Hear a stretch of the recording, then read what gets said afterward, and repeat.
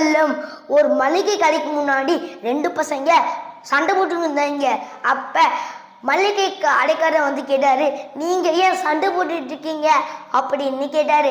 அப்ப அந்த ரெண்டு பசங்க சொன்னாங்க, நாங்க இந்த வழியா நடந்து வந்துக்கிட்டு இருந்தோம், கீழே ஒரு 50 ரூபாய் நோட்டுக்கு வந்துச்சு, நான் தான் முதல்ல பார்த்தேன், இது எதுக்குல சொந்தம் அப்படின்னு ஒரு பையன் சொன்னான். இன்னொரு பையன் சொன்னான், இது நான் தான் முதல்ல பார்த்தேன், இது எதுக்குல சொந்தம்னு அப்படின்னு மாற்றி மாற்றி சண்டை போட்டுக்கிட்டாங்க.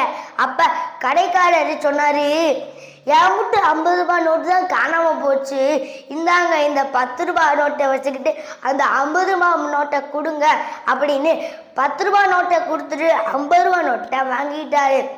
அப்போ அந்த பசங்க வீட்டுக்கு போயிட்டாங்க. அப்போ அந்த மளிகை கடைக்காரரு, ஐயா நம்மளுக்கு 40 ரூபாய் ஆகும் அப்படின்னு திறந்து பார்த்தா அது பசங்க விளையாடுற போலியான 50 ரூபாய். அப்பா அவரு வருத்தப்பட்டாரு. பசங்களோட அப்பா மளிகை கடைக்கு வந்தாரு. அவ அப்பா எங்க அந்த 50 ரூபாய் நோட்டு அப்படின்னு கேட்டாரு. மளிகை கடைக்காரர் நான் அனுச்சாரு, அந்த பசங்க போடி 50 ரூபாய் நோட்டு கொடுத்தாங்க அப்படின்னு சொன்னா நீங்க ஏன் வாங்குனீங்க அப்படின்னு சொல்லுவாரு. அப்ப அந்த பசங்க காசே கொடுக்கலன்னா அவர் நம்மளை தப்பா நச்சு பாரு அப்படின்னு உண்மையான 50 ரூபாயை கொடுத்துட்டாரு.